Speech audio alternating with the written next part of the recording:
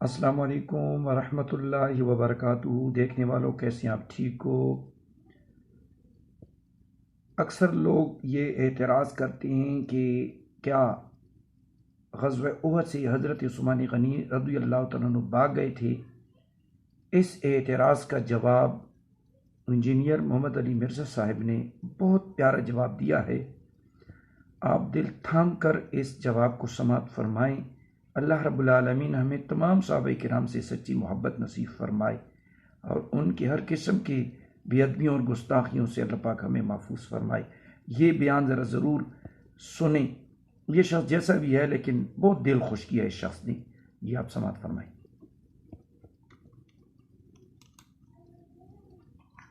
صحیح بخاری میں ہی آتا ہے کہ اہل مصر میں سے ایک شخص مدینہ شریف آتا ہے حج کے موقع پر، مکہ یا مدینے میں، اور وہ کہتا ہے کہ جی تم میں جو کوئی بڑا شیخ ہے میری ملاقات ان سے کرواؤ اصحاب میں سے۔ تو لوگ ایک شخصیت کی طرف اشارہ کرتے ہیں، عبداللہ بن عمر کی طرف۔ تو وہ عبداللہ بن عمر سے کہتا ہے کہ حضرت مجھے یہ بتائیے، یہ صحیح بخاری میں 2-3 جگہ پہ یہ حدیث موجود ہے۔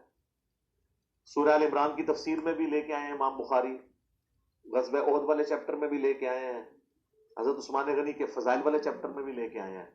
اس پہ میرا الگ سے ایک کلپ بھی ہے، سیدنا عثمان سے متعلق 3 جھوٹ۔ تو صحیح بخاری کے الفاظ ہیں کہ عبداللہ بن عمر سے وہ شخص کہتا ہے کہ حضرت یہ بتائیں کہ کیا غزوہ احد کے دن حضرت عثمان جو ہے وہ میدان جنگ چھوڑ کر بھاگ گئے تھے؟ عبداللہ بن عمر نے فرمایا ہاں ایسا ہی تھا۔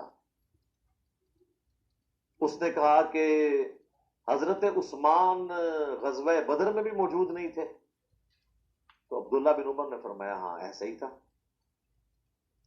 اور پھر پوچھا کہ جن اصحاب نے درخت کے نیچے رسول اللہ کی بیعت کی جس میں سورہ فتح نازل ہوئی، اصحاب شجرہ جن کے بارے میں صحیح مسلم میں حدیث ہے کہ مجھے اللہ سے امید ہے جنہوں نے درخت کے نیچے میری بیعت کی جہنم کی آگ انہیں نہیں چھوئے گی، تو حضرت عثمان جو ہے وہ اصحاب شجرہ میں بھی شامل نہیں تھے، وہاں پر بھی موجود نہیں تھے۔ تو نبی صلی اللہ علیہ وآلہ وسلم کی بیعت سے وہ محروم رہے۔ تو عبداللہ بن عمر نے فرمایا ہاں حضرت عثمان وہاں پہ بھی موجود ہوئے تھے۔ بس یہ 3 باتیں اس نے سنی تو اس نے نعرہ لگایا اللہ اکبر۔ چونکہ وہ اہل مصر میں سے تھا اور اہل مصر حضرت عثمان کی پالیسیز کی وجہ سے نالاں تو تھے ہی، اب ان کو علمی دلیل بھی مل گئی ناراض ہونے کی۔ تو وہ جب پیٹ پھیر کے وہاں سے جانے لگا تو عبداللہ بن عمر نے اس کو کہا کہ رک جا، پہلے میرے کو پھکی تو لے جا، تو میرا بھی جواب سن لینا۔ وہ عربی کے الفاظ ایسے ہی، اس کا مطلب یہ پھکی لے جا اور یہ جا کے مصر والوں کو دے دینا میری طرف سے، ان 3 باتوں کے جواب میں۔ پھر انہوں نے کہا کہ رہا مسئلہ اس بات کا جو تم نے پوچھا کہ احد کے دن حضرت عثمان بھاگ گئے تھے میدان جنگ سے، تو قرآن حکیم میں اللہ نے ان کی یہ غلطی معاف کر دی ہے۔ اور پھر انہوں نے سورہ آل عمران کی آیت نمبر جو 152 میں آیا نا، وَلَقَدْ عَفَا عَنْكُمْ، بے شک اللہ تمہیں معاف کر چکا۔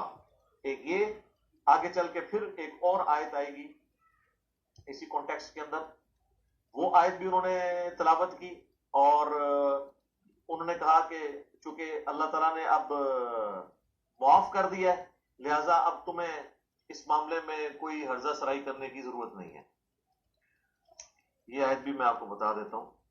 ہاں، آیت نمبر ہے 155، وَلَقَدْ عَفَا اللَّهُ عَنْهُمْ، بے شک اللہ تعالی معاف کر چکا ہے انہیں۔ جتنے لوگ تھے، وہ صرف حضرت عثمان کو سنگل آؤٹ کرنا غلط ہے، اور لوگ بھی تھے۔ تو چونکہ یہ تو ہوگی معافی۔ پھر انہوں نے کہا تو نے بدر کے بارے میں پوچھا کہ بدر میں حضرت عثمان شامل نہیں تھے، تو اس کی وجہ یہ تھی کہ وہ نبی صلی اللہ علیہ وآلہ وسلم کی اجازت کی وجہ سے شامل نہیں ہوئے تھے، کیونکہ نبی صلی اللہ علیہ وآلہ وسلم کی جو بیٹی تھی سیدہ رقیہ سلام اللہ علیہا، وہ حضرت عثمان کے عقد میں تھیں اور وہ اس وقت سخت بیمار تھیں۔ تو نبی صلی اللہ علیہ وآلہ وسلم نے حضرت عثمان کو ان کی تیمارداری کے لیے حکم دیا کہ تم میدان جنگ میں نہ ہو، تم اپنی بیوی کی دیکھ بھال کرو، تیمارداری کرو۔ اور پھر بخاری کے الفاظ ہیں، عبداللہ بن عمر کہتے ہیں کہ نبی صلی اللہ علیہ وآلہ وسلم نے حضرت عثمان کو باوجود اس کے کہ وہ غزوہ بدر میں شامل نہیں تھے بدری اصحاب میں شمار کیا، حتیٰ کہ جب مال غنیمت بانٹنے کی باری آئی تو حضرت عثمان کو بھی مال غنیمت میں سے حصہ دیا، حالانکہ وہ جنگ میں نہیں تھے، تاکہ یہ چیز انشور ہو جائے کہ وہ بدری اصحاب میں سے۔ ظاہر ہے صحابہ بدر کی تو ایک فضیلت ہے، تو حتیٰ کہ صحیح بخاری میں آتا ہے کہ حضرت جبرائیل حضور کے پاس آئے، انہوں نے کہا یا رسول اللہ آپ کے اصحاب میں جو فضیلت ہے وہ کس اعتبار سے ہے؟ تو انہوں نے کہا کہ سب سے زیادہ فضیلت ہے اصحاب بدر کی، اس کے بعد اصحاب احد کی۔ تو جبرائیل کہنے لگے یا رسول اللہ ہم فرشتوں میں بھی سب سے افضل فرشتے وہ ہیں جو بدر میں آپ کے ساتھ شامل ہوئے ہیں، اور اس کے بعد وہ جو احد میں شامل ہوئے ہیں۔ صلاۃ بر محمد وآل محمد اللہم صلی علی محمد وعلی آل محمد، یعنی حضور کی نسبت ہے الحمدللہ۔ تو انہوں نے کہا کہ عبداللہ بن عمر نے اس کے جواب میں کہا کہ بھئی وہ تو بدری اصحاب میں شامل ہیں۔ رہا تیسرا مسئلہ ہے جو تم نے کہا کہ صلح حدیبیہ کے موقع پر اصحاب شجرہ میں وہ شامل نہیں تھے، تو واللہ اس دن عثمان سے زیادہ معزز شخص ہی کوئی نہیں تھا، کیونکہ حضور علیہ السلام نے انہیں اپنا سفیر بنا کے اہل مکہ کی طرف بھیجا تھا، اور جب عثمان رضی اللہ تعالیٰ عنہ کی قتل کی افواہ مشہور ہو گئی تو حضور نے جو موت پہ بیعت لی تھی عثمان کے لیے تو لی تھی، وہ سب سے زیادہ معزز تھا اس دن، اور حضرت عثمان وہاں پہ موجود نہیں تھے، تو حضور نے اپنا دایاں ہاتھ بلند کر کے کہا کہ یہ عثمان کا ہاتھ ہے، اور اپنے بائیں ہاتھ پہ مارتے ہوئے کہا کہ میں اس کی بیعت بھی لیتا ہوں۔ اچھا آپ دیکھیں حضور نے ساتھ ساتھ وہ ایشوز سارے کل کیے ہیں جس کی وجہ سے کوئی بعد میں تان کر سکتا تھا۔ اصحاب بدر میں شمار کیا تو مال غنیمت میں بھی حصہ دیا تاکہ وہم نکل جائے۔ یہاں پر بھی اصحاب شجرہ میں وہ شامل نہیں تھے، لیکن یہ چیز لوگ بھول گئے کہ اصحاب شجرہ کی جو بیعت موت پہ ہوئی تھی وہ حضرت عثمان کے قتل کے بدلے کے لیے ہوئی تھی۔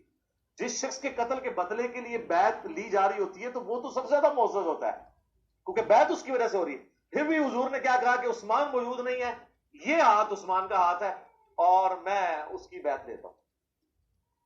تو حضور نے اپنے ہاتھ کو حضرت عثمان کا ہاتھ قرار دے کے ان کی بیعت لی۔ یہ تینوں فضائل حضرت عثمان کے بیان کر کے ان تینوں اعتراضات کے جواب میں حضرت عبداللہ بن عمر نے اس مصری شخص سے کہا کہ جانا اور اہل مصر کو یہ بھی ساتھ دے دینا، یعنی یہ پھکی ہوئی لہجہ جزا کوئی علمی آزما خراب ہوئے تو انہوں نے پھکی ہوئی دیں کہ اگر وہ حضرت عثمان کے اوپر کوئی تان کرے۔